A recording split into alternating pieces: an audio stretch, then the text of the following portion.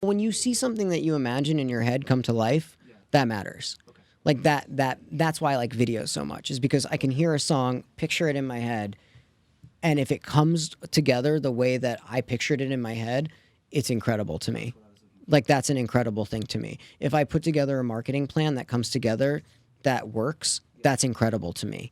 Somebody takes a chance and does something different and it moves any sort of fucking, if one person is like, whoa, that matters to me. What is up, and welcome back to Where Are All My Friends? This week, we are sitting down with Morgan Freed. I'm stoked on this episode for a couple different reasons. Even outside of what Morgan does for work, I was just excited to sit down with him really as a person, because I think there's something really, really special about him. And the best part about this episode was I had that feeling, I don't know, like him and I, like we had crossed paths. There were certain times where we'd talk a little bit, and I kind of just had that feeling. I was like, this guy knows. This guy's onto something. Or, just when you have that feeling that somebody's in a similar mindset as you. So we had a bunch of things like that. And finally, it just worked out where I was like, yo, let's meet up. Let's do this podcast. And all of those feelings were 100% accurate, where Morgan is just this creative individual who sees things differently. And that is exactly what I'm trying to share and spread on this podcast. So he specifically has a crazy story where he had a really rough not even upbringing, but a really rough youth growing up in Arizona and going through addiction and a lot of just crazy life. So we talk about that. We talk about how he got through that.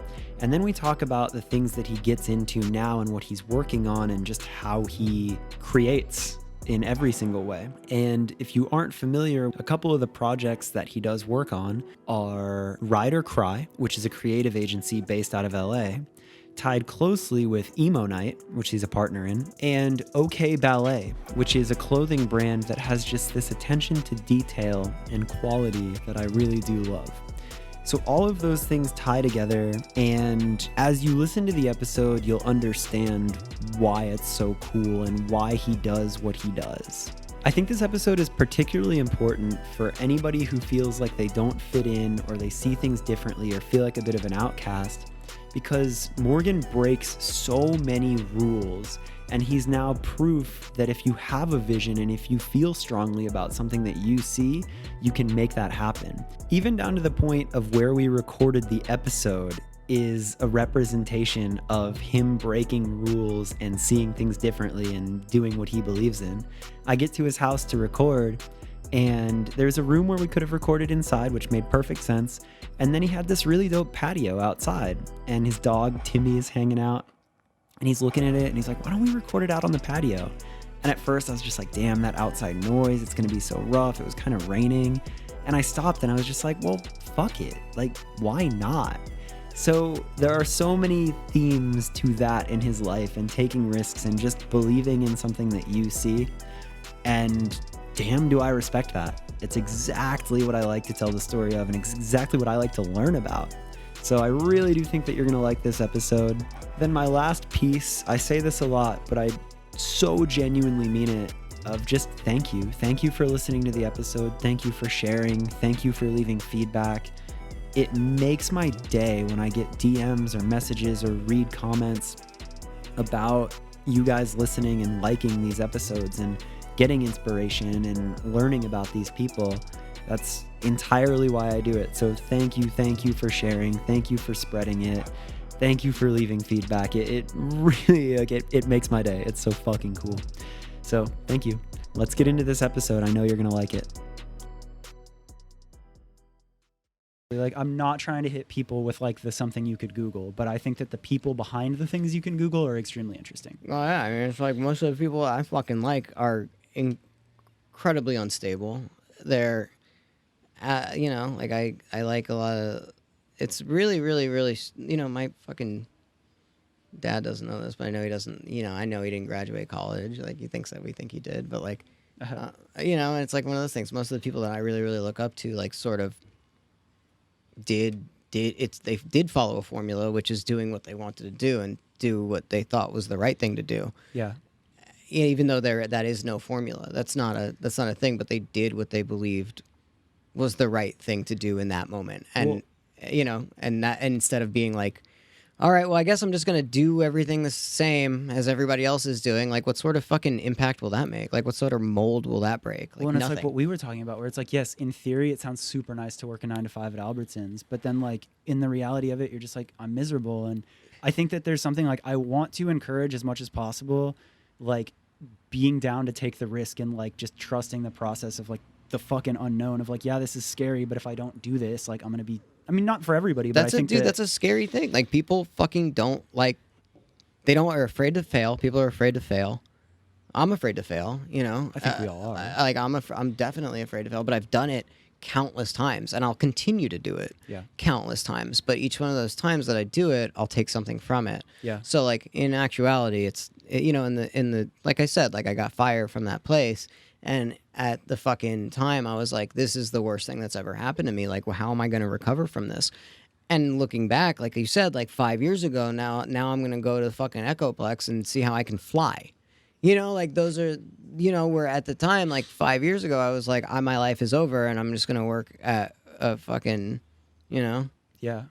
And I love like how you say that, because it's like everyone is afraid of failing, and even the people that have been successful. But it's like as you fail more, you're just like, oh, this isn't so bad. And I'm like, you get good at failing, and then like you can also succeed, and you're like, oh, this is better. Yeah. Dude, I almost look forward to the failures at this point. Like, I almost look forward to being like, what didn't work? Because then that like shows me what will, or like gives me another route. Where, if I'm like so dead stuck on a fucking idea, like, dude, not every idea I have is good. Yeah. Like, not every idea I have. In fact, most ideas I have are pretty bad.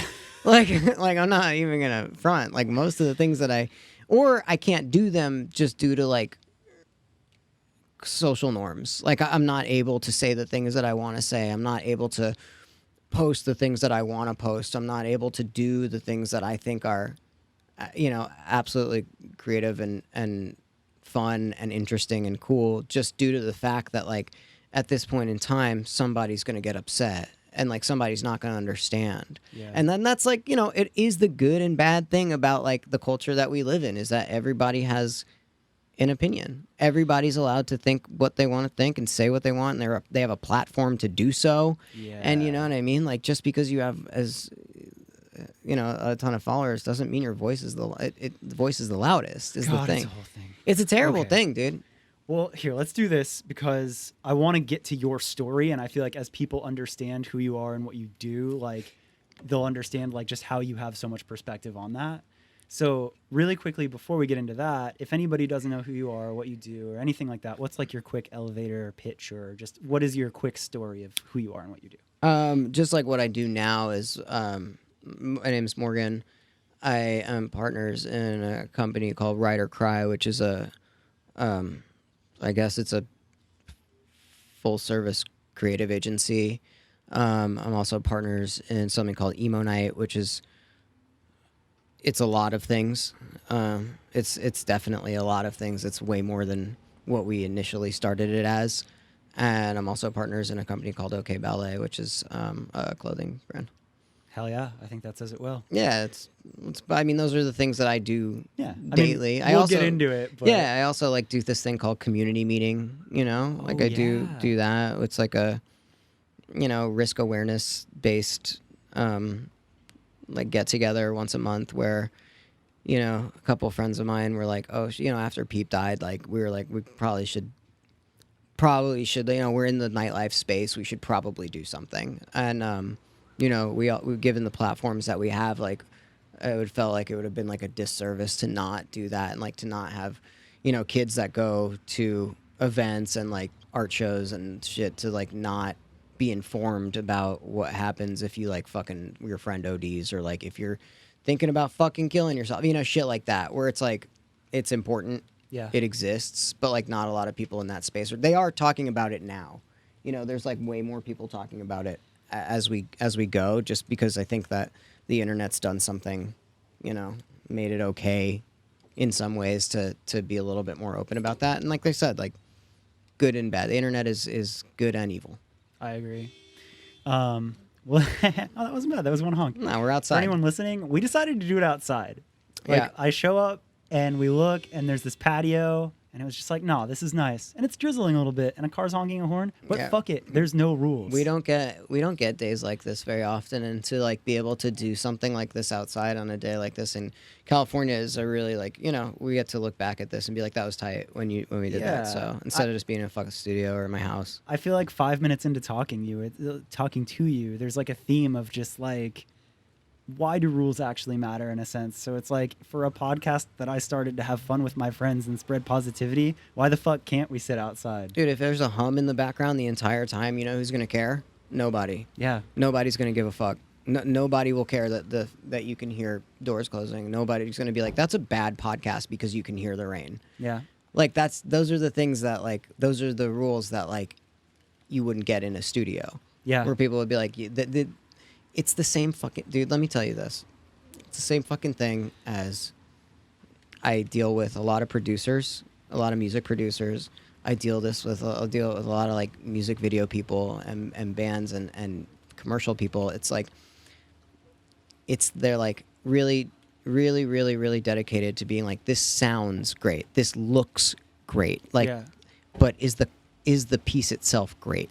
Yeah. You know, like if the sound is there, does that make it a good song? If the fucking it's colored the right way, does that make it a good video? Yeah, that's so true. And like I even like I fall victim to that all the time where like I think about so much like that quality before I think of the actual product that you're shipping. And then like when you stop and think about it, it's like, well, what's the fucking point if it's not good? If it's not good, it doesn't matter how it sounds.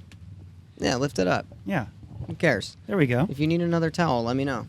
This will pass in a fucking second, dude. It's California. Yeah. Or, I like- know, like honestly, like this is perfect and I love this and like it's just it fits so well to sit outside and do your episode with you. Oh look, the rain's passing. Yeah, that's it. It's all it took. We're It's good. 5 seconds, you know? There it is. So Okay, so that's what you do. That says it very short, and there's so many layers to all of that. But take me back to, I guess, like kind of a time of like where you're from, like you finding like your first hobbies, like growing up. sure. What's that look like? Well, I was born in New York, and that is where my parents they didn't like we didn't really have TV. I mean we had it, but we never like watched it. Like I don't know why I do the things that I do now because I didn't grow up watching TV and movies. Like I remember we just watched The Simpsons on like Friday night. Like Dude, that's my favorite it. show. That's it. We just watched that as a family together on Friday night. And like I knew a lot of my friends, like my parents never had soda in the fucking house. Like, Yeah. so whenever I'd go to like my friend's house, it'd be like, have soda, watch TV, do that shit. And I never had that. Yeah. So like everything that like I did when I was by myself came out of like my imagination. So it was like all these things that I didn't have anything plugging ideas into my head but myself and like the world around me when I was like a little kid. So I grew up there. Then my parents moved us to Tucson, which was like a weird place for like a small Jewy kid to be, like coming What from age New York. were you moving? I was like 14 or 13 or something like that. Shit. So that's kind of like that kind of sucks because you had like 12? grown I your don't know. like your roots and then had to shift it. Yeah, I mean, I think I don't remember a lot of like New York, and I don't know why. It's so weird. My memory is really, really strange. It's really, really a strange. It's actually scary. Like I'm actually kind of scared that like I'm just gonna forget everything one day. Like you're just gonna like be out of it Yeah, one like day. have Alzheimer's or some shit. I think that's what happens when you smoke shit off tinfoil for 10 years. You know what I mean? Your brain melts and like it like ruins part of like your like cognitive thinking. And like like I did a lot of things in my youth that like are seriously detrimental to my adult way of life, but also at the same time extremely beneficial to the way that I think. Yeah. So at what age? So you moved to Tucson at 14, and like you were telling me before the episode started, like you have had a fucking past. Yeah, dude. I mean, like, well, this is why I started to like before podcast existed. I didn't know what a podcast was for a really long time. I had no idea like what that meant even. I just thought it was radio. Yeah. And the reason being is like in Tucson, I would smoke heroin and I would listen to XM radio in my car. And at that time, those were the only things, like the people that I was listening to like on this XM radio were like my only friends. I thought that they were like, it was comforting, it was familiar, and I would just like nod in my car and listen to like Opie and Anthony and like Ron and Fez on like XM radio, on repeat and on repeat. And this was before XM was like built into cars. This was like I had to have like an external XM radio thing with an antenna that's set on my car. You know what I mean? You're talking more about the XM radio than the heroin in your car? Yeah, it was a big deal to me. That's why I liked it. It was like if you can sit and listen to something without seeing it and it captivates you, I didn't have to. I could be anywhere. At this time, like the iPhones, you didn't fucking. There was no IGTV. There was no like any of that. It was just you had to be inside or you were listening to the radio and like, and so like, yeah, move this way. We're moving it. There you go. We're moving it under the little thing. That's all it is. Are you good? I'm Did I totally box good. you? No, Yeah. I'm totally good. This Yeah. is my shit. Okay. I like Yeah. being boxed in. Okay. Can't go anywhere. All right. Yeah. That's still good. Tight. Tight. Yeah, that works. That's good for you, That's right? nice. Yeah, this Okay, is really sweet. nice now. Okay, sweet. Yeah, so Okay. like, that's that. Like that's what I did. Like that was like what I fucking, I played in bands and I just got by and I worked at like clothing stores and I had all these ideas and I just thought I would just never do them because I couldn't get out of this cycle of being a fucking drug addict or alcoholic where I just like needed that shit to survive. What age is that? How early was that for you? 14 to 24. Oh fuck! How did you find it at such a young age? Like, I got my tooth pulled. I got my wisdom teeth pulled, Yeah. and they prescribed me like something. It's a pretty standard story, actually. It's like not, like I always had like tendencies where I was like a little bit different than like a lot of like my friends, just in the way that I thought and the way that I like did stuff and like how they could stop doing shit and I couldn't stop doing shit. And so you noticed that pretty early. no, I didn't Oh, notice oh, it. I didn't notice it, but now like since I've gotten sober, like I look back and I'm like, oh, there are definitely telltale signs that like I was and I should have been on like high alert. Like my parents should have just been like, you are locked in your room forever, But like it's this fucking thank God that they didn't. They let me fuck up a ton so I can like make mistakes. Like I said, like if I didn't do all of those things, I wouldn't be where I am today. And so there's no way to like. You can't, it's either like I'm here or I'd be dead. Yeah. So there's really no middle ground for that.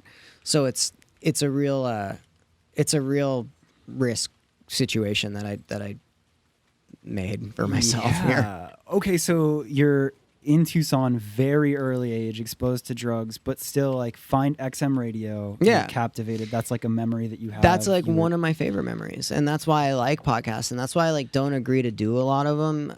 Like I was telling you, is like they're like, what is emo night? And I'm like, I don't know, fucking look it up. You know what I mean? Like I don't. It does like look it up. Who gives a shit? Like it's literally in Rolling Stone and Forbes, and like you can Billboard, like look it up. Yeah. And like I don't need to say it again. No. It's like exhausting at this point, and so I only agree to the ones where I'm like, all right, I can like speak freely, and that. So I do say no a bunch to like a lot of, and like respectfully, I'm like, hey man, it's just like good luck, but it's not my thing. No, that means so much, and like thank you, because like I feel like we align really heavily on that. Where like I was telling you, like I don't want to fucking do this to tell the same stories. Like I think that you're an extremely interesting person, and I'm excited. Which is weird because I think I'm not. That's the thing. Is like I think you've I'm like normalized so many of these experiences. Yeah. Do you think so? Do you think that that's what it is? It's just like every day I like wake up and I'm like I do realize at this point now I live like my every day is something really crazy, and I only times I ever look at it like that are when somebody tells me, or if I like sit back and look at the things that the last like 5 or 6 years we've done. Yeah, but like I'm not even saying like that, because like the accomplishments there, like that will happen if you keep working hard. But I'm saying like the person that you are, and like again, I'm not here to talk about emo night. Like that's cool, but like your story, I think the only way that you can come out and be you that like has whatever outlet you have is if you like normalize the crazy fucking life you've had and turn it into something positive. Yeah, I mean, dude, in order to like, this is why like a lot of like companies and businesses in Los Angeles and LA like you have like a kid who's been given everything, right? And when they're like, I have a great idea for a clothing brand, they're like, they do it. And if they have some success, they don't know what success is like because they've had success their entire life. They've never had failure. So like, I had a great childhood. My parents were great, but like personally, I failed. I failed at like being alive, you know, like I failed at like becoming a person. I failed at going to school. I failed at like having like healthy relationships. I failed at like almost everything that I did. And so the fact that like I can have friends now is an accomplishment. The fact that like I can pay my bills on time is an accomplishment. The fact that like my parents don't hate me is an accomplishment. So I get to be grateful for things that most people just have. Yeah. You know, like I get to like understand like why those things are cool because I Yeah. didn't have those things. And like those are the things that I really wanted. I didn't want all the stuff that I have. All I wanted was to not be sick every day, and that's really about it. Fuck. Yeah, that's it. That's it. So like what was like when you were in that? Like what is that life? Like your I guess like those years of failing and not having that, like how long was that going on? How long are you in Arizona? I was there for 10 years. Like I did that. I Okay. did that for 10 years. And every day that looked like chasing something that is unachievable. That's like chasing you know, you get high at first time and you're like, this is the greatest feeling in the entire world. And then you just chase that forever. And Yeah. it doesn't exist anymore. That doesn't exist. And so what happens is you just end up maintaining, and you chase this feeling that you'll never get again. And just if you don't have anything, you just get sick and you can't live and you can't work and you can't talk and you can't move, and you're just like shitting and throwing up and sweating and like, you know, shaking, and like your eyes are your pupils are fucking it's just, it's a nightmare, dude. It's like an and you're romanticizing this shit. Like I'll do it today. I fucking will be like, man, it'll be so great to just have a beer, and I'll romanticize it. And I'm not capable of doing that. Like I'm not capable of just having one of those things. I don't know what it is. And sometimes I hate it. Sometimes I hate myself for it because I'm like, fuck, I just want to be normal. Like I Yeah. just wish I could go, like I wish we could be having beers right now like normal people do. And I can't do it because once I put anything into my system, my body goes, you need more of that. And you need enough of that to fucking kill you. Like, dude, I live every day with a brain that is trying to kill me. That's Like, fucking yeah. But like the person that I'm sitting down with now versus the person that was super thick into it, like that's crazy that you are self-aware enough and like got to a point where you could be at a good side of it. So Not many 10 people do. years, yeah. So like Dude. 10 years of that, and like what happens, or like like I don't want to skip anything important there. So like, I mean, a lot of stuff happened there, like in those years where I should have stopped. I tried so many times to fucking quit, and Yeah. I just couldn't do it. but like there had to have been more of your identity than just getting fucked up. Like you find XM radio, Yeah, like you're playing in I played in bands. bands. Like I fucking, you know, we would drink beers and shoot shit in the desert, and like, you know, in Tucson, there's nothing to do, right? Like you Right. play in bands, and you go to parties, and that's it. And Yeah. like that's it. You go to shows, and like here is curated every night. Like I could go do something tonight. Like I could go do something tomorrow. I could go do something the next day. Like in New York, same shit. There, I was left with my drug addiction and my imagination. Like, and that's it. And like, Fuck. so like, you know, in all of those ways, like that shaped what I do today. Is like, how do I make something out of nothing? How do I take, like, if given nothing, how do I make something amazing that I think is amazing out of it? So I'm in a lot of ways like really, really grateful to be to grow up in Tucson where I had nothing. Yeah. You know, like no, I'm not that I had nothing, but like No, there was but, like, nothing to do. You didn't have like that sensory overload of Los Angeles. Like you're right. Like everything's curated so easily. You can text 1 to 5 friends and know an entire week's worth of like crazy shit. Yeah, I can Whereas, download like, an app. There's something called 5 Every Day that Ema and I was featured on, and I was like, this is interesting. And I like downloaded it. They give you shit to do. Like you're fed stuff to do. And like for a lot like that, like not bad. Like that's not bad. Yeah. Like I want to be really, really clear that like that's not a bad thing. And sometimes that's a really good thing because idle minds, like, I mean, if I had that, who knows if I would be the same person or not? I don't know. There's no way to know, but like, I'm happy that it exists now for maybe kids that are like, I think it's an interesting thing. I don't know if it's bad or good because like what is bad and good? Like there is no like that doesn't exist. Well, because like again, you're talking about like that come up and like you didn't have TV or you didn't watch it and then like you're challenged to do something out of nothing in Arizona and it's like we don't know what bad and good is because that's what you had. Like I just did it. Yeah, like that's life. Like you can't look at it and shake a stick at good or bad because that's what it was. Yeah. And you're here now. Yeah. I mean, there were a couple of times where I was like, I have to stop doing this. Like one time, I remember one time I was just telling me and I went back home for a second and we drove past this graveyard in Tucson. And all these memories, like, I was like, oh, fuck, one time I just woke up in a grave. Like, I was like, how did I get here?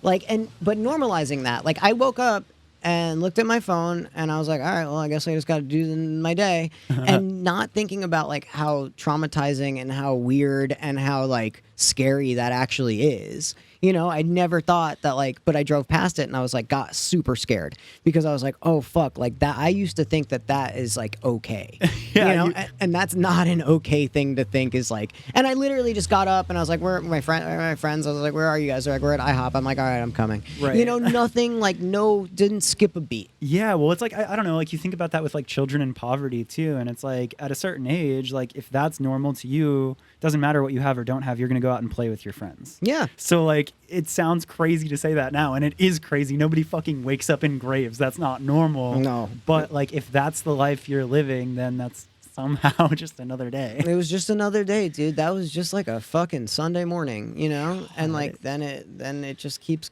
going. And so finally, like, I remember one day my parents knew, and like at a time I was asking for help, like I think I was asking for, at a very early age, like I was 15 and I went to a therapist and, my parents sent me to a therapist because I thought, I was like, maybe I'm depressed, fuck, who knows what you think at 15, nobody knows.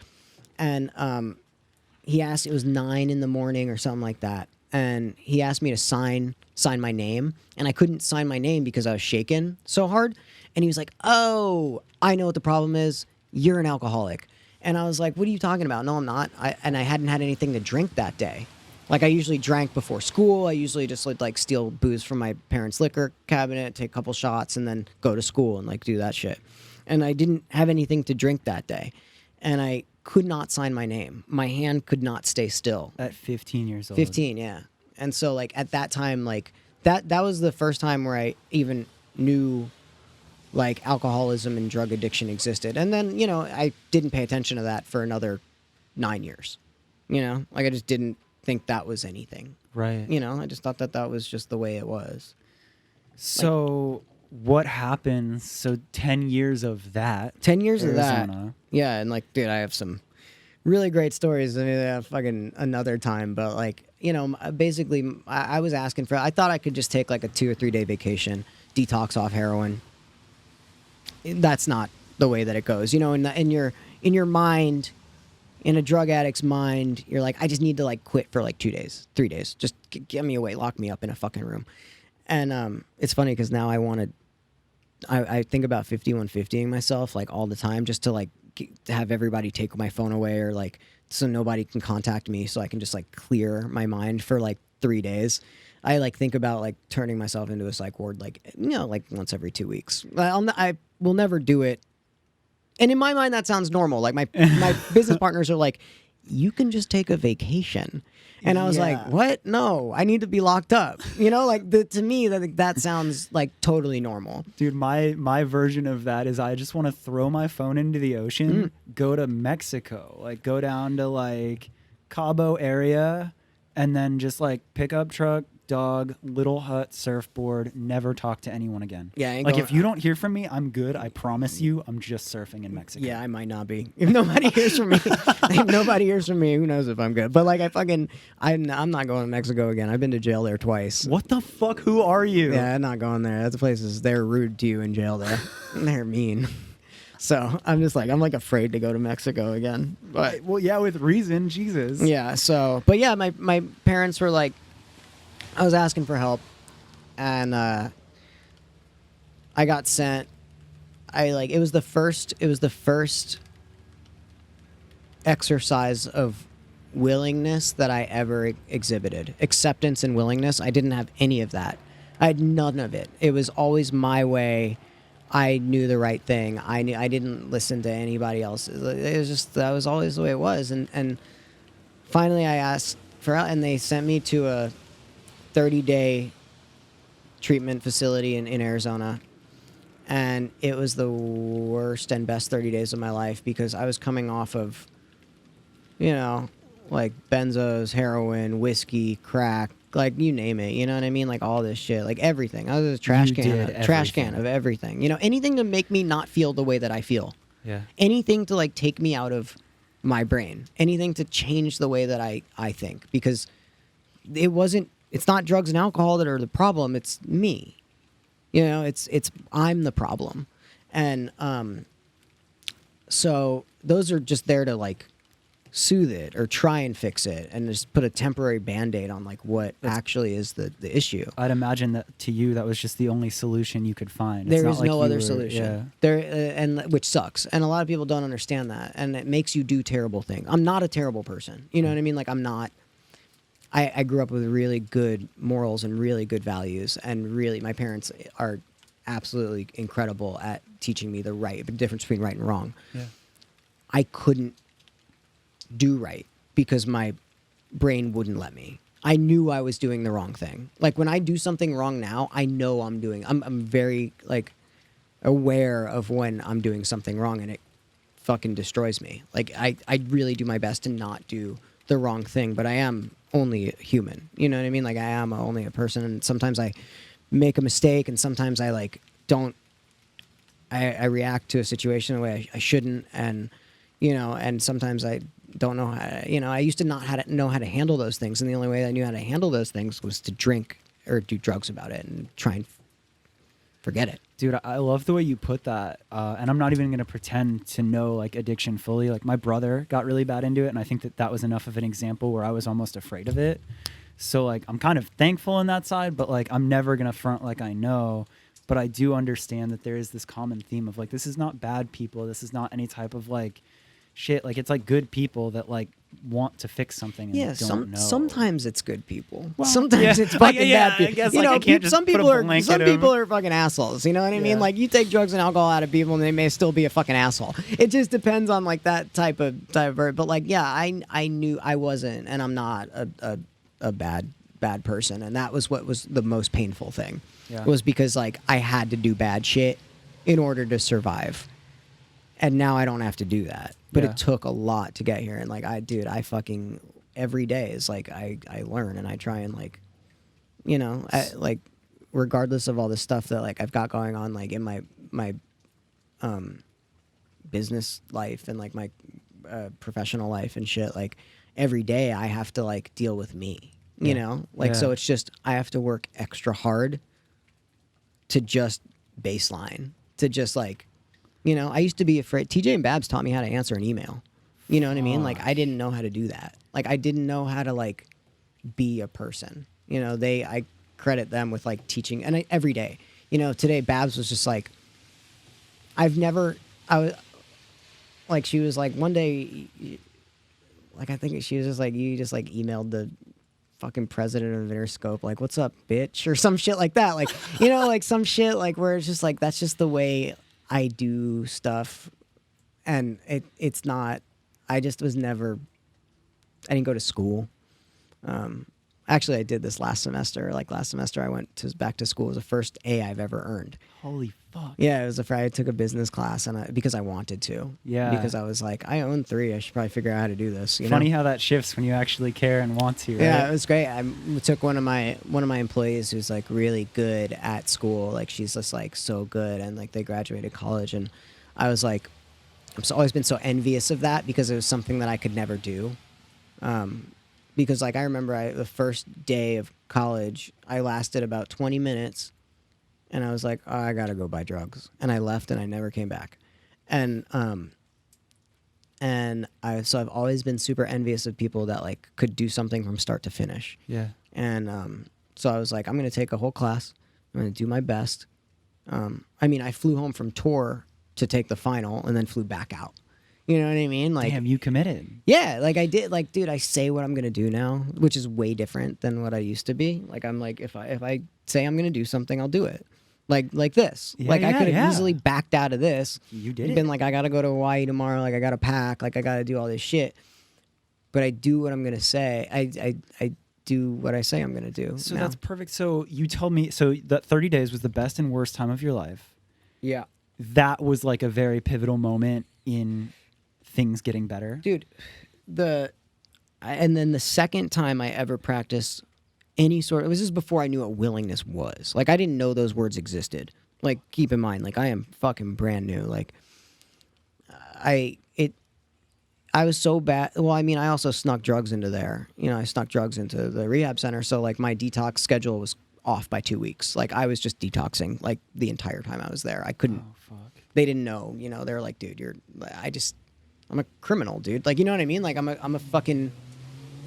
Like I'm good at manipulating the system. I'm good at being a junkie. I'm good at being bad. You know, like I'm really good at that. And it was really, really shitty the way that I did it. Is I knew I packed a gram of heroin into my sock drawer at home, and I asked my mom to bring me socks. You know what I mean? So like she unknowingly brought me drugs, you know, and she's like, I could just go to Target and get you socks. I was like, no, I want the socks from the house. And she's probably so empathetic towards you, just like going through whatever. Yeah, I don't know. I think I made an amends to her for that. I forgot, but I think that I did that. But like, yeah, and then the second time I ever had any sort of willingness whatsoever, there's 3 very pivotal times. That was the first time is when I actually went to rehab. The second time was when they were like, hey, we think you should not go back to normal life. We think that you need to go to a different place, and it needs to be in California, away from everything.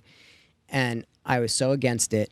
I was like, I have so much stuff to go back to here. I have like an ex-girlfriend that hates my guts. Like I have like maybe a job. I've got like a band who at this point I forgot the name of the band that I was in when I had left, and I was like, I have so much stuff to go back to in my head. And I was like, all right, I'll go. And that was the second time I've ever been willing in my entire life where I was just like, all right, I'm going to go to California. And that was the start of me living in California. When was that? 2008. 2008. Okay. So you're sober by that time? Or? I am sober, yeah. Okay. I'm sober, fresh. But you know, I was I'm Arrested Development, dude. Like I fucking started getting fucked up when I was 14, and now I'm 24. Yeah. And like, I don't know anything. Yeah. I don't know shit. I don't know how to So- do anything. Yeah. Like it's like a fresh start in a scary way of like. Yeah, and they moved me to the beach, and I was like, I like being on the beach, but I didn't like being in the beach, and like, you know, like it was just a completely different lifestyle for me that I had never known. But I was so happy that I didn't have to.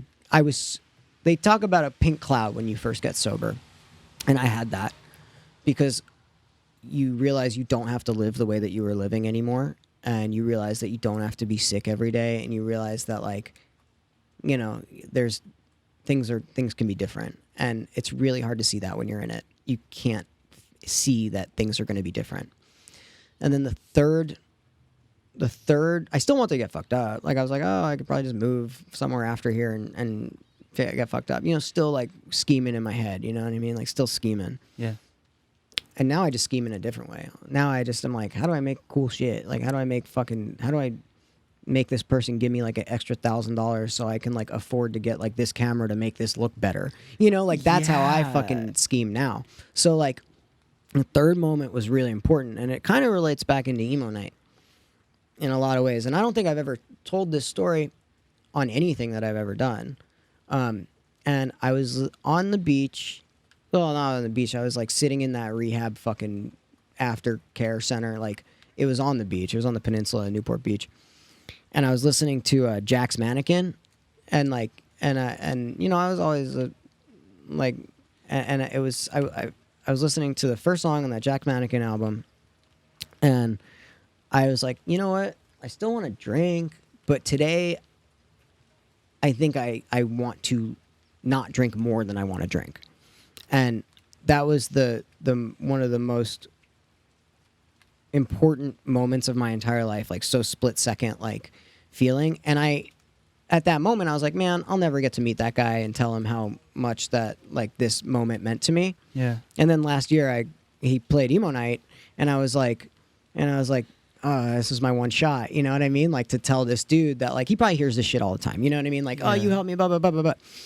But I was like, I owe it to myself to be like, to that moment, to be like, to tell this dude, like fucking Andrew McMahon, be like, hey, dude, I was like sitting on the beach and I listened to your song. And that was the moment where I was like, you know what? I think I'm going to change my life. And like, it had nothing to do really with anything. It was just, that just happened to be what was happening. And Yeah. he happened to be the person that I was listening to at the time. So it wasn't so much like a lyrical content Nothing. or anything. It was nothing. Just like the exact time and place you were at when that all Yeah. came to you. This is the exact, and so I got to tell him that, you know what I mean? And he probably just skipped over it and he was really nice. He was like, that's fucking great. Like, that amazing, dude. I love it when people tell me that shit. And he was fucking so wonderful about it. But that dude probably gets that all the time. You know, Right. like these celebrities and musicians probably get that all the time. And I can't imagine. So that's when people tell me that Emo Night changed their life. Like, I listened to it. You know, I listened to it because I know, because it happened to me. You know? So like, that was the one of the most important moments of my entire life. Well, because like you're saying, like that kind of sounds like you leveling up and understanding like free will. I don't know if that's quite the right word, but like understanding that there was like you could make a decision and hold to it. And That was, yeah, that's what I did. And I did that. I did that for 5 years. You know, a lot happened in between there. I was in like some rich kid I went to rehab with was like, oh, you can play guitar and write songs. Like, we should, oh, his arch nemesis is here, the mailman. Dude, he's like such a classic dog. Like, he like sticks and he hates the mailman. Oh you know, my he like God. does like classic dog shit. yeah. You know what I mean? It's like he went to like a dog school to just be Yeah. like, all right, yo, like sticks Yeah. are pretty fucking cool, to be honest. he's just classic dog stuff. I like his little people eyes so much though. Yeah, this dude changed my life too. Like, he like, you know, you have to like care for something that is not yourself. Yeah.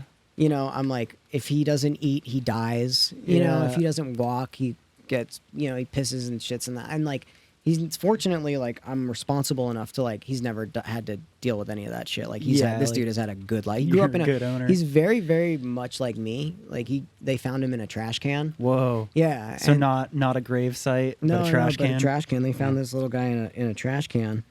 And at the time when they got him, like, they were like, we need to keep him for a little bit. He has like mange and he smells terrible. Yeah. And he like is afraid of everything. Oh my God, And he does now- have your story. Yeah, he's got like a pretty very similar story to me. So like, you know, this dude, like, he pretty much, like, I saved his life and, you know, he kind of saves mine every day. So pretty cool. It's funny you say that too, because I've heard other people that like talk about like, yeah, like you don't get it, like, yeah, somebody could see it like, oh, this is just a dog, but it's like when you are then responsible for another life and it gives you structure, it like changes a perspective. And structure is very important to me because I don't have any. Like, I have none. Like, I work from home a bunch. I do whatever I want. Like, I fucking, you know, I'm rarely in the office, like, at this point, because, like, most of my job consists of, like, writing or shooting or doing something where, like, I get easily distracted. So I'll, like, go into the office. I'll make fun of Cade. Yeah. I'll, like, knock some shit over on somebody's desk, make a couple jokes, eat some food and dip. You know what I mean? And, like, get nothing done. Yeah. Whereas opposed to, like, here, I can, like, sit here with this dude, write something, put my headphones in, not be distracted, Yeah. walk around the block if I have to. Like, you know, if I have to write a music video, like, I can't do that I have to be, like, in a space. In it, yeah. You know, I have to be, like, walking around. And Yeah. so I have almost no structure. So having Lil Mans is helpful. Yeah, like, he has to get up every day, he has to walk, he walks before bed. Like, you know what I mean? Like, he has to do these things that help me, like, structure my day. That's good. Okay, Yeah. but so there was a spot before we saw the mailman. You were saying you met this rich kid in rehab. Oh yeah, I Yeah. met this fucking dumbass kid in rehab who was like, "Oh, you can play guitar and sing," and like, because that's all I knew what to do, and I wasn't good at it. And I'm still not good at it. You know what I mean? Like, it's just something that, like, you know, in high school, they're like, "You want to do sports or do drugs?" And I was like, "Drugs sounds easier," You know what I mean? Like, and I was like, also, I'm like 5 feet tall. Like, I'm just not gonna fucking play sports. So like, I just did that my entire career. So like, this kid was like, oh, you can play, and he saw that like girls liked that, Yeah. and he was like, I can play guitar, kinda. And he was like, so his parents fronted for me, and that's actually how I met Jared next door. Oh, what? He produced the first. They literally this fucking dumbass kid's parents looked up, like, Googled like best lawyer in music lawyer in Los Angeles, and they found this piece of shit named Helen Yu, who's the scum of the earth. I love the call out of Helen Yu. She's Fuck the worst you. fucking human I don't alive, know dude. you, She but just fuck like, you, Helen. dude, she literally just like stole everybody's money. She like, it was just a terrible human being. Like, she's just a really bad human being and had no place. But that's how she got to be where she was. She drove like a fucking Bentley. She like, like she was just a god awful piece of shit music industry person. And I've never met, and I know she was the first person I ever met in the music industry. That's crazy. Yeah. So- So she hooked us up with him. Mm-hmm. And at the time he was producing stuff, and that's how I met him. Damn. Okay, so you're out of rehab. You're living in California. You link up with him. You're starting to do a band thing. Yeah, and then they like send in all this money to make us record an album, send us on this like weird fucking summer camp tour, like some shit, you know what I mean? I'm like, oh, I'm living my dreams, you know what I mean? And like, I'm writing songs and touring, but really not. It was all a facade sort of deal. Like, Yeah. Yeah. Like, what is that? There's like the rich kid bands. it was like a where- weird, it was a weird pay to play sort of deal where like Yeah. we didn't know any of that. So we ended up getting kicked out because I was like, at this point, I was like, hey, this lady's just stealing money from you. I can do all of this stuff for nothing. Yeah. So she kicked us out, and they went on to continue to do their thing until it fizzled out, because that's what happens. Helen kicked you out? Yeah, Helen, you kicked me out. The fuck? No, that's what you're on. Good fuck. That's just a weird. The attorney kicks a member out. Like, that's weird. Yeah, to because me. like their parents didn't know anything. Yeah. They worked in Montana, like businessy fucking thing. Like, they didn't know was anything just about a the whole music clusterfuck industry. Yeah, of- she was like, oh, these are people I can take advantage of, and I'm gonna do Sure, it. yeah. You know what I mean? So Yeah. she did it. And then you started to get like woke enough to be like, wait, I can do all this, and this doesn't line up. And she's like, you're out. Yeah, exactly. Yeah, That's got exactly what happened. Got it. And then so where's that put you? So like you're still out here, Southern California. then I was I got my first like get well job out of rehab. I worked at Bath and Body Works. No fucking way. Yeah, I like didn't know how to do shit. I just like worked at Bath and Body Works in Fashion Island and like rubbed lotion on like old people's hands. And I was like, I loved it because I was like, this is like, I could be accountable. Like, I liked talking to people. It was different for me. Like, I didn't know that life, and like, I love that perspective because Yeah. I was so ready for you to say how much it sucked. No, But like it was for awesome. you, like you were saying it earlier, like all you wanted to do was be normal. Oh, what's up? The mailman has arrived. Archie Nemesis. Hey, buddy. It's been a real journey.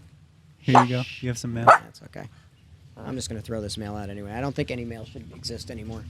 Emails. I don't understand why we have to have mail. Motorcycle in the rain. Never fun. Yeah, when it rains, it pours. Mailman, motorcycle. Yeah, that's good. So Little chunk. But no, I love because you were saying like the just being normal, right? Like Yeah, that's all I you wanted. wanted. I So, would watch, like, and I still do this every day. I watch people walk down the street and be happy and like laugh and like have a good time, and I still am like, I want that. Like, that's what I want.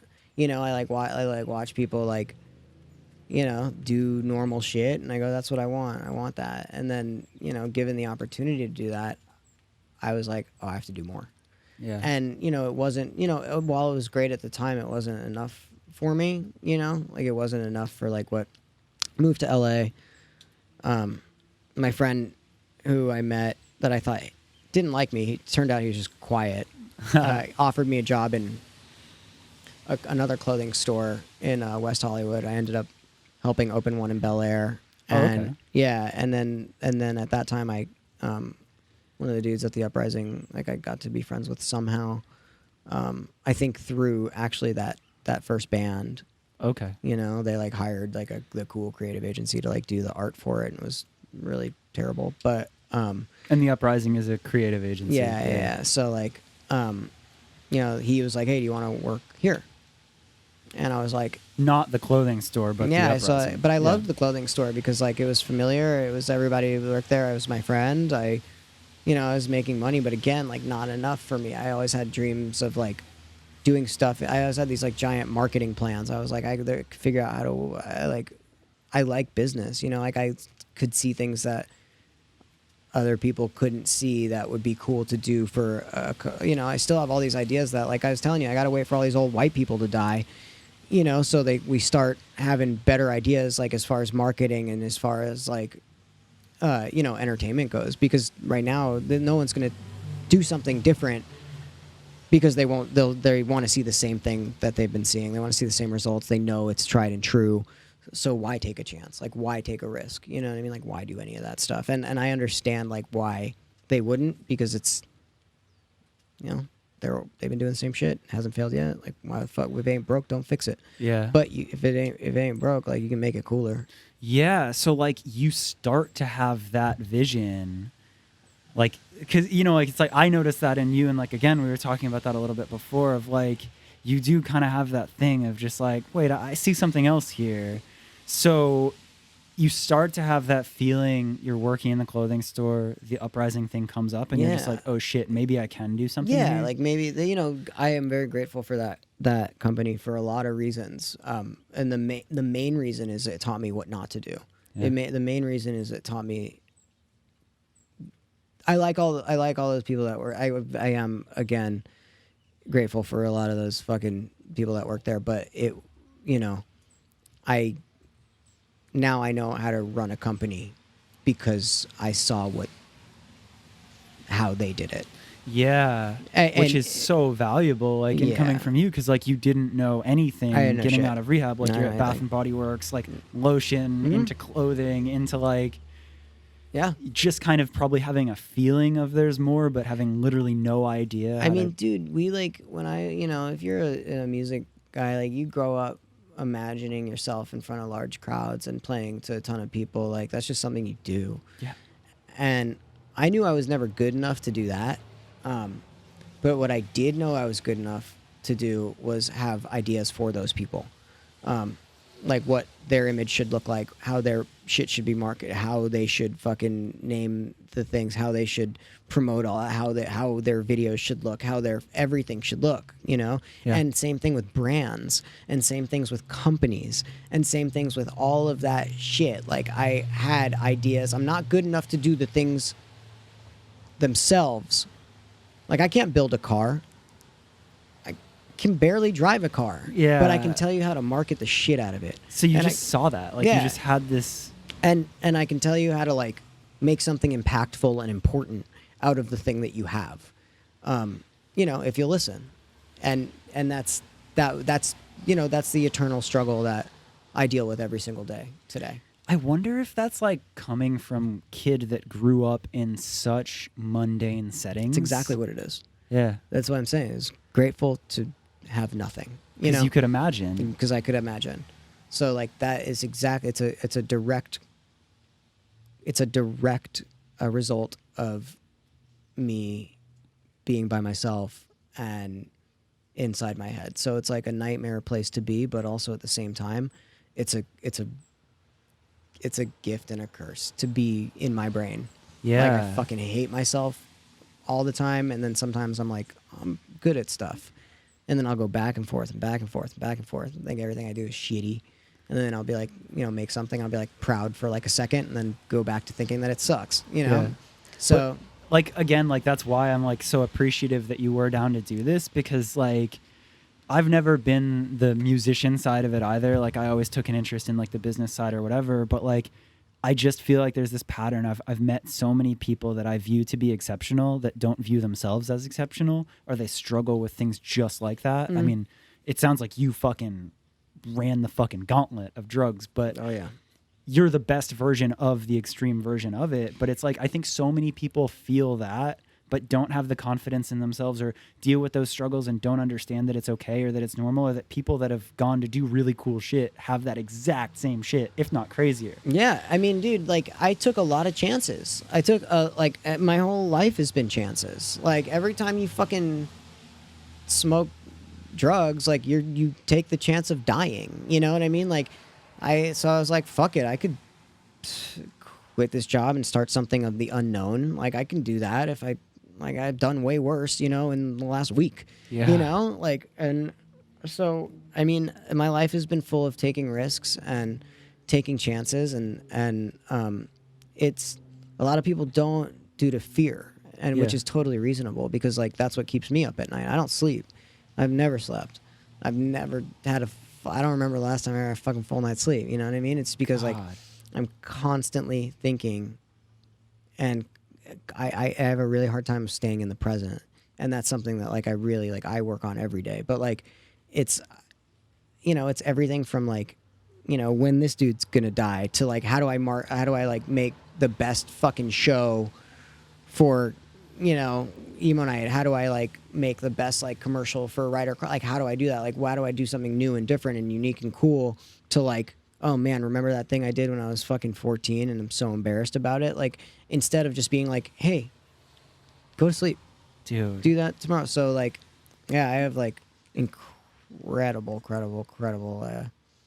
and night anxiety. In the Dude, day I'm that- chill, but like when I'm alone with my brain, it's very bad. I feel you, and like the thing that you say there that like I heavily relate to is like the being present thing, because it's like in one sense that seems like it's such an easy thing, but it's like when you have a mind full of ideas and all of this stuff, like it's just everywhere all at the same time, and you can very much be your own worst enemy with that shit. Yeah, dude, like this is why I like these things, is because like I have to be here with you. Yeah, yeah, I actually. I have to pay attention. I have to like I can't think about what I'm doing next. I can't think about what I did before. Like I have to be here in order to make like something that is important and like, something for you that like for the podcast to make sense.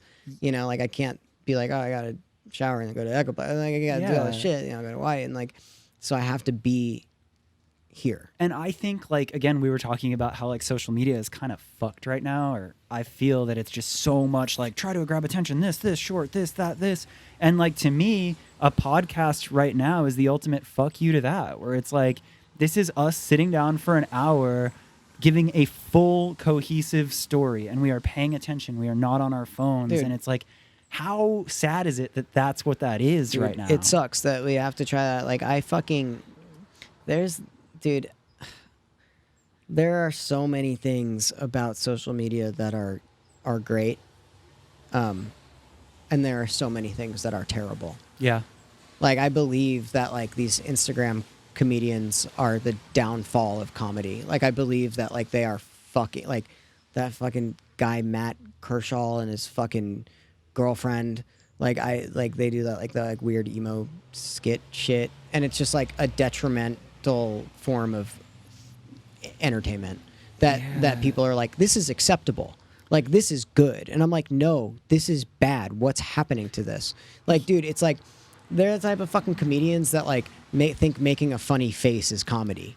Dude, on that note, like it's good and bad, right? So like that, I feel you. I don't know that specific person, but I feel you. Then like you take the other side of it where it's like skateboarding. I think that like Instagram clips for that, like what an incredible way for everyone to see talent. It's amazing. Like, dude, and that's the thing is like, I can't hate them for doing that. They made their careers for doing that. Like I can't hate anybody for like doing the best that they can with what they're given, and like if that's what they're doing. But like as far as like art goes, in the fucking toilet. Well, right, and that's the problem, or that's how I feel of like, okay, so you can get exposure and you can get likes and views and engagement off of literally just about anything.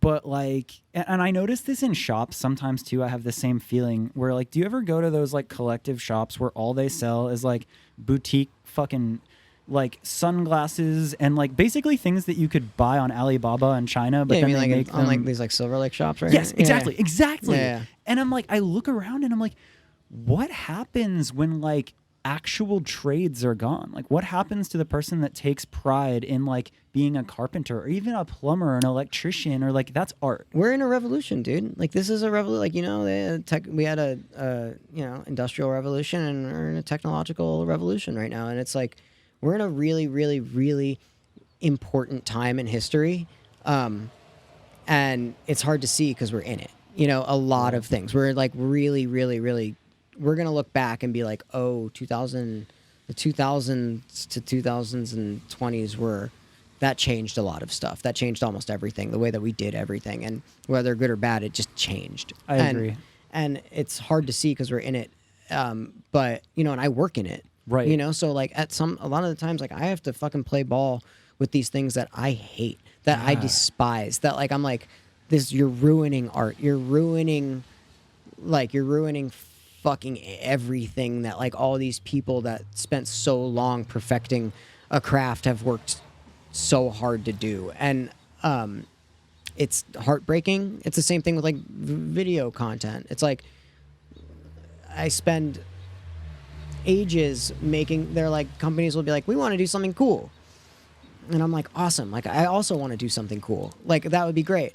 And then when I do that thing, they're like, hey, actually we want to do the same thing we've been doing forever, and it's heartbreaking. And it's like I'm like, you guys, there's no, it's that, and it's for something that ultimately doesn't matter. Like sometimes, like none of this matters. Everything that like it's very rare that like I'll come across a project that matters. You know, Emo Nite matters because it changes.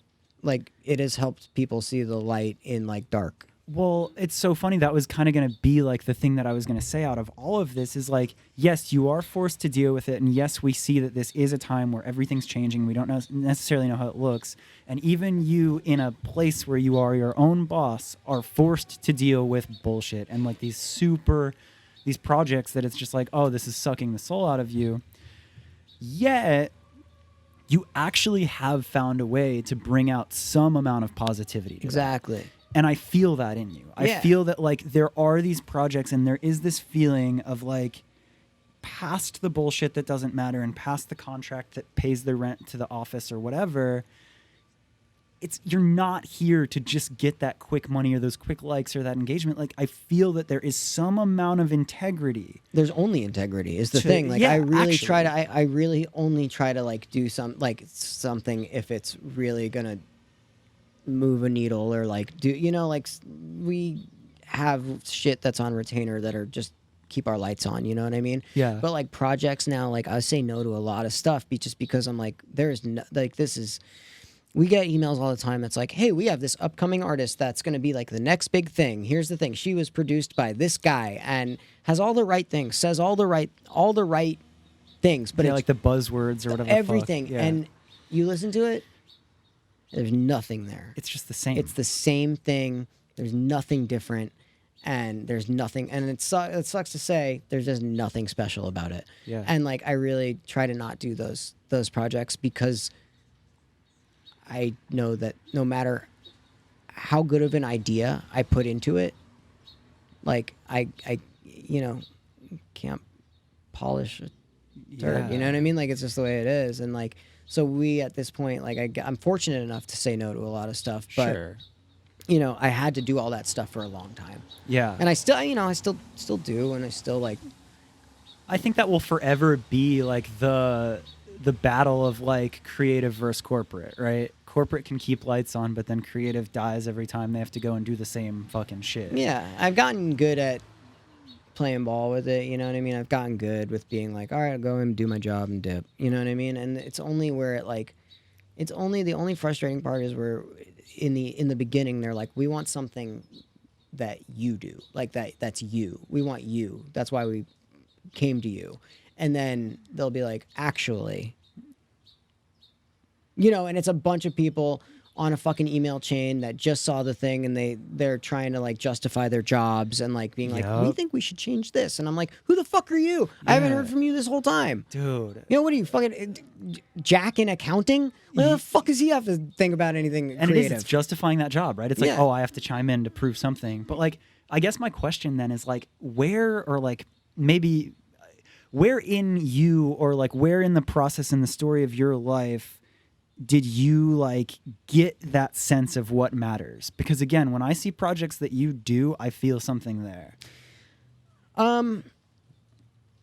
Where did I get the sense of doing something that matters? Yeah, like, okay, so you go from selling clothing into tell me the name again. The Uprising. The Uprising. Mm-hmm. So like it's a creative agency. you have these ideas. Yeah, well, when you see something that you imagine in your head come to life, Yeah. that matters. Okay. Like that's why I like videos so much, is because I can Okay. hear a song, picture it in my head, and if it comes together the way that I pictured it in my head, it's incredible to me. That's what I was looking for. Like that's an Okay. incredible thing to me. If I put together a marketing plan that comes together that works, Yeah. that's incredible to me. You know, Okay. if somebody takes a chance and does something different and it moves any sort of fucking, if one person is like, whoa, Yeah. that matters to me. Okay. You know, so, you know, and also at the same time on the emo night side is like, if somebody goes to this fucking show and they were thinking about fucking blasting their head off before they went and saw a bunch of like-minded people like doing the same shit, that matters. Yeah. You know, so there are things that matter. Yeah. But there's also, you know, it's at the same time. Well, no, you answered that so well. Yeah. So you see that, you get a taste of that at Uprising, and then through that probably also had to deal with a lot of dumb corporate culture or whatever. You were telling me that like you would work on all these music videos, but Yeah. you were in a position where it didn't Oh yeah, really I was a translate studio for manager. success. Yeah, I was a studio manager, which I was bad at. Not Right. good at ordering Red Bull. I'm not good at ordering water. Yeah. I'm not good at taking the trash out. You know, those are the things I'm not good at. And Right. I'm good at like ideation stuff and like thinking like it's the worst term in the entire world, but like outside the box of like, it's so stupid. I hate it. I hate all those like fucking things. But it's just the way. That's Well, the easiest way to say it. Yeah, but like you're the actual version of that, right? Like it's not like the corporate, like think outside the box. Like you're a fucking strange guy. You have a crazy Yeah. story and like you view things differently. Yeah, So I I think you're kind of forced to think outside the box, but like It's and the reason why I know that I think that way is because I get really frustrated when somebody's like, "This is different and weird," and I'm like, "No, it's not. Yeah. That's the same." so okay, so Uprising ends. Uprising ends. I meet TJ and Babs They're working at a different agency, Yeah. a different digital agency, and that's when Emo Night started. It's like we met each other. It was something that we wanted to do for fun for our friends, and you know, I'll spare all of the details because that's something that you can look up. Absolutely. But now it's turned into something that is our lives, you know, and just from there, like alone, an idea that was started with three, at this, you know, at the time, like, you know, friends, you know, like friends that were like, this would be cool if, when you're sitting with your friends and you're like, man, this company should do this. Like this would make so much more money for them if they did this. Or wouldn't it be cool if this artist did this? Yeah. We did that. Like Yeah, we 'cause- we did those things that like we sat in our fucking parents' basement and talked about. Yeah. Wouldn't it be cool if? Yeah. So and again, I don't give a shit about tapping into like the emo night because you can Google and learn everything. All I want to know is about you three as it's coming together. So you're at different agencies? I was at the Uprising, and then they quit their company Okay. to work on Emo Night full time, and I got fired. Okay. Yeah. So as that's coming together, you have this wouldn't it be cool if moment. And like, was it just that you guys like kind of clicked in that like you Yeah. kind of all got That's it? You all and we yeah. all are so different. Our personalities could not be more different. Yeah. Like they could not be more different. Like whereas I'm like bad at taking out, like, you know, I'm bad at like a lot of the things that TJ's really good at. Yeah. And I'm bad at seeing a lot of the things that Bab sees. Yeah. Like I'm not good at like general population shit. Like I don't like music. You know what I mean? Like I don't like a Yeah. lot of the, like I don't understand why some things are so big and like why people, you know, and whereas like Babs is like, I love this and I know why this works, and she's so smart in that way. Yeah. Where like I can't see it for the life of me. I'll be like, this is fucking terrible. I Right. hate this. You know, and then whereas like TJ's like so good and like so like logistically like, you know, when we're in the airport, I don't have to look up from my phone once. I can just look at the back of TJ's feet and know that I'm going to be in a place where I need to be. Damn. And is that just like serendipity that brings you guys together at the I right guess time so. at that time? Yeah, it's the right time, the right place, and the right people. Yeah. And that's there's no Well- planning that. Well, maybe that and having the courage to take that risk, to go from that what if moment to just being like, well, hey, we all see eye to eye. We all knew what corporate culture of like, Yeah, they design came firm. from like CAA and the artist organization, and they came from that, and then they saw that that's not what they wanted, but the world that they wanted to be in. Yeah. And honestly, I just wanted to do something different and do something cool and do something important and like, you know, something that hasn't been done before. Right. And- So with that, because now the thing that I love the most about Emo Night, it is the ultimate thing of like, you put your money where your mouth was, you proved the concept, and now you guys have a platform where you can do shit you care about. Yeah. And I think that is fucking incredible. Yeah. But my pivotal piece there is what, like, Emo Night #1. What does that look like? And when is that moment of, wait, guys, maybe we can actually do this where it's just it and this is the platform? I mean, the first night we did it, right? It was a day like a little bit like today. It was rainy, which never happens in Los Angeles. The fucking people at the shortstop, like it was at the shortstop. First off, like I knew somebody at the shortstop, and I was like, we wanted to do Thursday. He was like, that'll never work. We'll give you Tuesday. Okay. I was like, okay, fucking whatever. And we didn't have any socials. We had nothing. We had no. I think TJ made a Facebook invite. You know, some shit like that, Yeah. like something where it was nothing. Yeah. You know, we had like 100, 200 kids lined up around the block, you know, for something. And we're like, what? You know, we thought it was a mistake. Oh my God. Like we thought that was a mistake. You're like, you guys know that this is Emo Night, right? Like you're not at a concert, or you're not Yeah. at an event that was planned before this. Like this was just the one thing we said. Right. Yeah. And we were just playing songs that we like. Yeah. There's nothing special about it. And we were like, okay, well, I guess let's try it again. And there's like 500 kids around the fucking block. And we're like, what the fuck is happening? And I think at that point we saw a need for a different culture and a shift in culture. Yeah. Where like we were at a lull in music where it was a lot of EDM and it was a lot of like electronic stuff, and it was a lot, which isn't bad. It's just like, No. you know, we weren't seeing a lot of like rock shit. They're And- literally the idea of being able to go out to a bar or a social setting and hear any type of rock music, like, let alone with any type of taste, like, it's actually wasn't a thing. it didn't exist. You know, it exists in Europe, I think, for a while, but it's just different. It's just Yeah. a different thing. We wanted to make something that we would want to go to. Yeah. And we wanted to make something that we thought was fun, and we wanted to make something that like would stand the test of time. As far, you know, I had 1,000 people telling me it wouldn't work. I had 1,000 people being like, okay, this is a fluke, like it's gonna be over. Yeah. You know, like give it a year, like you're fucking done. You know what I mean? Like don't put Yeah. all your time and energy into it. Like I had so many people telling me that. I still do. You know what I mean? I still do, being like, okay, well, it'll be over, and it just keeps getting bigger. Well, that comes back to the platform for you guys, because, and that's all that I like. Again, you can Google all the rest of Emo Night, everything is there.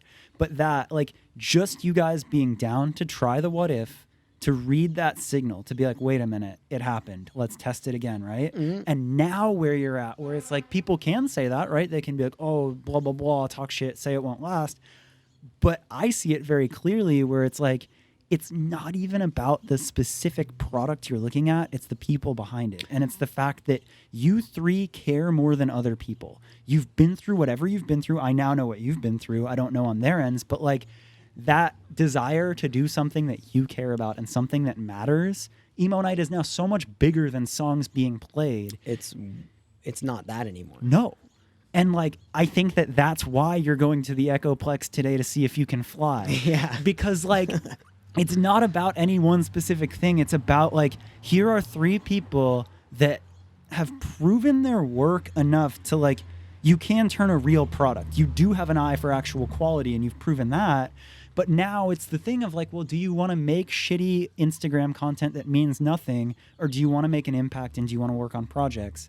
And every little next level up thing that you think of with Emo Night, or even if looking at like the Ride or Cry website and like the things like, there's just this element of people that care. Yeah. And I don't think it fails for as long as you care. I and that's the thing, is like, I'm not ever gonna stop caring. I don't think you can. It's impossible. I tried. You know what I mean? We've all tried. We've all tried to stop caring, and it's, you know, it's incredibly overwhelming. I have almost no social life. We all have like very, very, very, very tight schedules. We have like you know, I've turned from like being pretty funny into like not being pretty funny. I just hate that because like, feeling. dude, because I'm like fucking so stressed all the time, and like that's a bad feeling. But like, I can't believe you said that because like I worry about that so much. Yeah. I'm like, what happened to me just being the guy that showed up and ripped jokes all day and didn't give a fuck? dude, I like and that's again, that's another reason why I'm so fucking upset at like these like fucking Instagram comedian people. It's just like, God damn it, just it's just not funny. And like it's like you're setting the standard and the bar so low for comedy that like now kids growing up are going to be like, if I make a funny face, that's comedy. And we're like, just fucking, the only person that did that was Jim Carrey. Dude, that's why I love The Simpsons. The writing on that show is unreal. It's smart. Because as kids, we could watch it and be like, oh, these colors are cool. And like Bart Simpson, like skateboarding is cool. And then like you watch it again and like.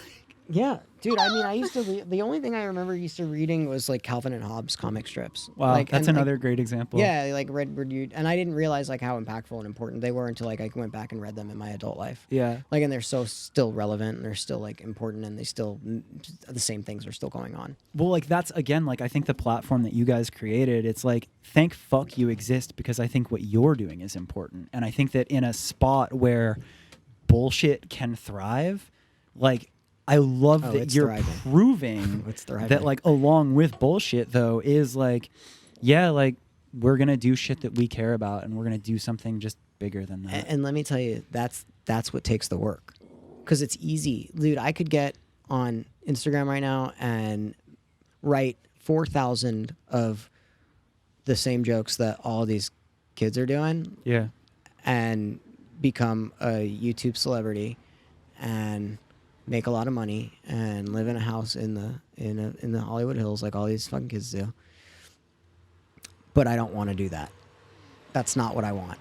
And I would never be happy doing that, but I can because it's so easy. Well, and again, I love your story and I love that you exist because if somebody who hasn't done shit or proven shit says that, it's just like, oh, you're just a hater.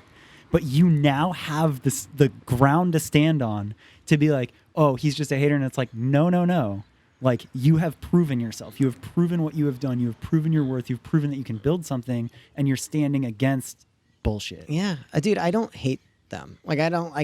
Like, it sounds like I do, but I don't. Like, I really, really do give credit where credit's due. And, like, I don't discount the fact that, like, some of those things take work. Yeah. It's just really low-hanging fruit in my eyes. Well, I think that, like... And that's just my opinion, yeah, you know, and I don't speak for TJ or Babs or Emo Night or anything. I'm just, like, I'm outspoken. I think that shit sucks. I think it's weak. And, like, and that's just the way it is. Like, you know, I also think a lot of things that do suck are cool. You know what I mean? Totally. Like, I think that, like, you know, I like a lot of bad bands. I like a lot of bad artists. I like a lot of, like, bad art. You know what I mean? That I like. That, I was just going to say that, like, with, like, I think a lot of people have, like, polarizing opinions on, like, underground SoundCloud scene of artists, right? And so many people are like, oh, like, I mean, even there were so many, like, haters on Peep, right? Where it's, like, so many people could say, like, oh, this all sounds the same, this, and this, but whatever. When I look at it, it's like, okay, yeah, some of it does suck and some of it you can phone in. But I think that there are some exceptional people behind it that are just artists. So it's like those comedian kids or whatever, some of them are maybe taking the low-hanging fruit, but they will go on to do anything because they're just good and they just want a platform. And some of them are good at fucking business, dude. Like, I can't, like, if they're not good at comedy, they're good at business. They're good at marketing themselves. You know what I mean? So it's like, I can't hate on anybody that's doing that. It's just, it's not my fucking thing. Right. But I think that, like, there's some of those that are using it as a stepping stone. And then there's others that don't see past it and they're just in this, like, fad and it goes away. And I think it's like that with a lot of things.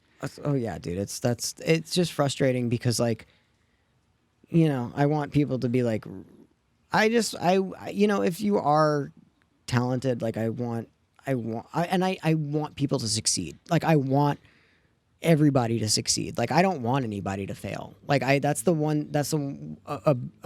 thing that I learned about living in Los Angeles is, like, I met a lot of people that want people to not do as good as they are. Yeah. I want everybody to do better than me. Like, I want to see my friends succeed. I want to see fucking people do great. Like, I want to see, like, everybody who I think is talented make it. And, you know, in a lot of ways, Emo Night's given us a platform to, like, put bands out there and to, like, do those things and get really, you know, have bands get big and get signed and artists to get big and get signed. And, you know, at the same time, like, I think we can do that with, like, other avenues, you know, like other, like, clothing and fucking art, and we use a lot of like artists that like aren't well known to like do our flyers and like do these things where I'm like, this is fucking great, like you should just let us give you a platform to do these things. And like that was the one thing about LA that I learned very quickly, is that a lot of people want to see a lot of people fail, and that's just not how I've ever been.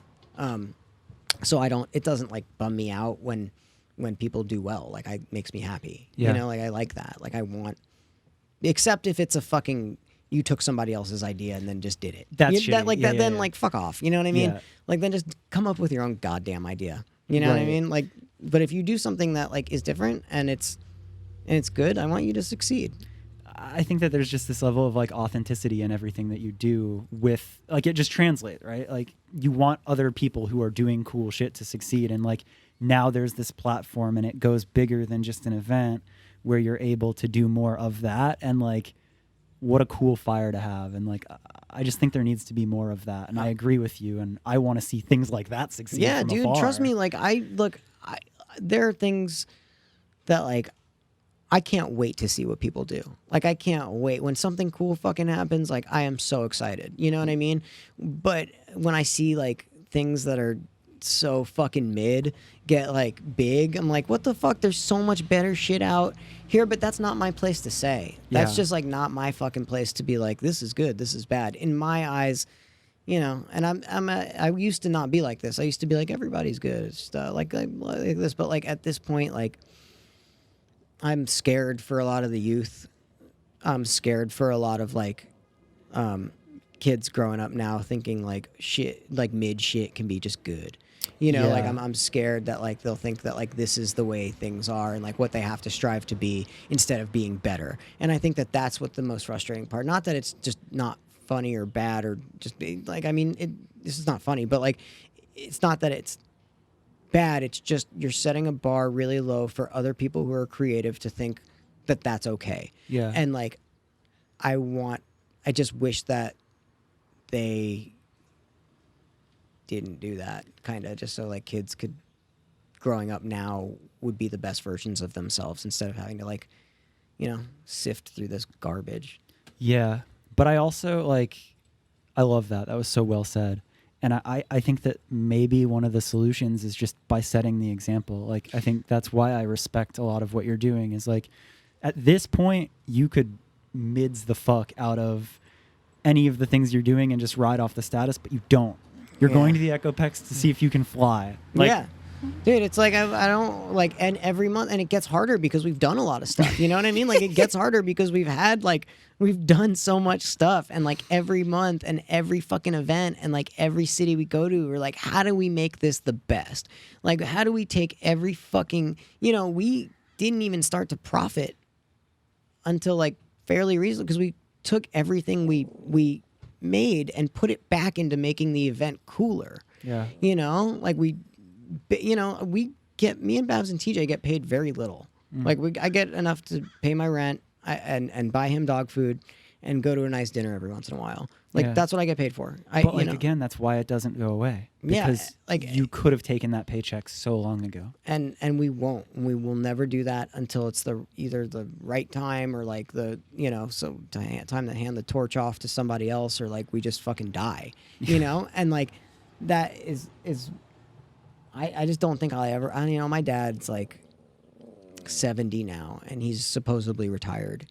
And this dude is literally flying across the world almost every week to be on like a board of directors on something, or like start another project, or do one of these fucking. I'm like, dude, you're retired. Like, and it's just not in me to stop doing shit. Yeah. It's just not in, I'm looking at my future of just not ever stopping. Yeah. And it's scary because like that's why that dream of working at Albertsons is so illuminating to me, because it's just like, that's something I'll never be able to achieve. Yeah. Like I'll never be able to achieve like mid.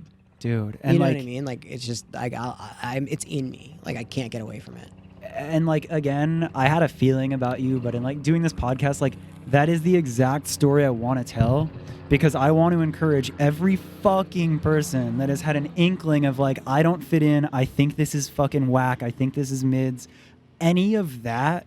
I want to encourage those people. I want to show examples of people that have been right there, who have been the huge outcasts, who have dealt with the craziest fucking hand of life, and then be like, no, I didn't settle. I kept going, and like, here's this. Like, that's all I want this to be. That's a good fucking podcast. Yeah, I guarantee you're going to find a lot of people like that in this community. Well, it's been so encouraging because like, I feel like, I don't even know what it is. Like, there's just this energy to people where it's like, you can kind of get that feeling. And I've been so encouraged, like where I was kind of a little bit like jaded and like just looking at whack shit being like, what is this? And like, now it's just like, wait, like there is a lot of people that have real fucking integrity. Yeah. And I do know I spent a lot of time talking shit and like, but I got it, it's just because that's what I'm dealing with lately. Sure. You know what I mean? Like, there are times where like that stuff doesn't matter to me, where I'm like, I'm dealing with so much cool shit and so much creative stuff where I'm like just so happy with like, I'm like, fuck it. But like lately it's just like so much shit's been thrown at me where it's just like so disheartening, encouraging. Come back to me in like a week or two and who knows, I'll probably have fucking, you know what I mean? So that's what's going on with me. Dude, it's so good. Well, I mean, I guess the last piece that I would have or say is just like, if you could go back to a time, a kid just like you, or even a message to you, but like you at the hardest time, at the spot where you were just the most fucking lost, wherever that was, now with where you're at and what you've learned, what do you say to that version of you or that kid? I've thought about this a bunch because like if I thought back to when I like literally like was dying in my car and had zero friends and no money and my family hated me and like I didn't think I would ever amount to anything. Yeah. And like I thought I'd be sitting here today with like everything that like we've done. It's unbelievable. Like there's a if I could go back and tell myself, I'd be like, you're not going to believe me. And this sounds like I'm lying because like at like your lowest point, you can't see any light. You can't see anything.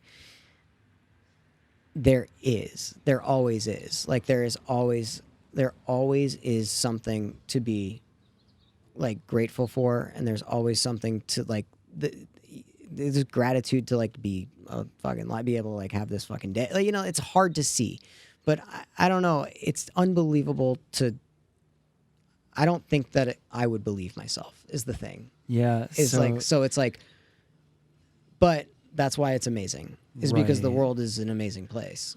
And so, you never know what tomorrow is and never know like who you're going to run across and like change your life. You never know like what decision you make that may, your worst decision may end up being your best decision. Yeah. Your worst action may end up benefiting you in a way that you never thought would be possible. And you may not see that for another 20 years, Yeah. So it's like to go back and say that to that version of you, like truly that version wouldn't even be in the space to believe it. No, you couldn't be. Yeah. There's just no way because you don't think anything of yourself. So it's a hard question because it's almost an impossible answer. Yeah. Well, I mean, I guess then it's just like, thank fuck that you did make it through the hardest time. Like, who knows? I probably who the fuck knows? I may have a harder time. Who the fuck knows? Well, dude? yeah. I guess that's true. I like to make stuff real hard for myself. I guess I'm saying is like that version of you that could have never made it out of Arizona and it could have just been you stuck in that, like, thank God that like you just kept going. Now, here's the sad part about that. Sure. There are plenty of people out there that are fucking way better than me. They're way smarter than me, way more talented than me that didn't make it out. That we could have seen some really amazing shit, that we could have like witnessed like, in some way I think that Nite has done some sort of cultural revolution in some aspect, in a tiny, tiny, tiny aspect. Wouldn't hold it in such high regards, but I think that in some way, shape, or form, like it's shifted culture in a positive way. I can't imagine that. Like I couldn't even begin to tell you that like some of the people that I've met growing up that have died, like they would have impacted the world in such a positive way that's the sad part, is that like we'll never see some of the most amazing things that could have been just due to being in that space. 100% agree with you, and that was insanely insightful. But I'll go on and add a side of positivity to that, with you being aware of that and having a platform and having been there and seen those people that are no longer around to make that impact, now with everything you're doing, more so than ever, there is a chance to show those people and help those people, the next generation of those people. Yeah, that's why I do this stuff like this. It's like, if you want to, like, again, like, you want to hear about Emo Nite, go to Emo Nite. If you wanted to hear, like, like something that would be, like, mildly, you know, inspirational, I guess. I don't know. Like, you know what I mean? Like, I work really, really hard. I try to tell the truest story I can. And I try to do the best at whatever I'm doing, whether it's like a podcast or a music video or like Emo Nite. Like, I just try my best in it. And like it, you know, and sometimes my best isn't good enough, and sometimes it is exactly where it should be. And sometimes I surprise myself and I'm like, this is cooler than I thought it would be. And like, I just never stop trying to, if you have something that you think is important, whether or not it's important to anybody else, it's important to you. Sooner or later, people will see it, you know? So that's just the way it is. And if it is important, you know what I mean? So. Fuck, that's good. Yeah. I think we did the thing. All right. How long was that? More than an hour, huh? 1:30. Yeah. Oh, wow. Yeah. Dude, it was just too good at the end. Like, that was too real. Yeah. So thank you guys for listening. That is Morgan's story. I really hope you enjoyed it as much as I did and you take away as much inspiration as I did, because he just so genuinely proves to create and work on shit that you believe in and break rules that you don't think need to be there. And that's everything I stand for and everything I'm trying to show and learn with this podcast. If you aren't familiar, or if you do know the things that he's working on, I would say, like, go do a deeper dive. Challenge yourself to look a little bit deeper into Ride or Cry, a little bit deeper into Emo Nite, a little bit deeper into OK Ballet, because there is this feeling and this attention to detail in everything they do that is so damn good. And that inspires me so much. So go follow him on Instagram. He's at Party Wizard, best handle I've ever heard of. And through that, you'll find all of his other stuff. Of course, I'm at Andrew_FTW. Share the episode, share it with your friends, all that good stuff if you did like it. And I'll be back next week with another episode. Later.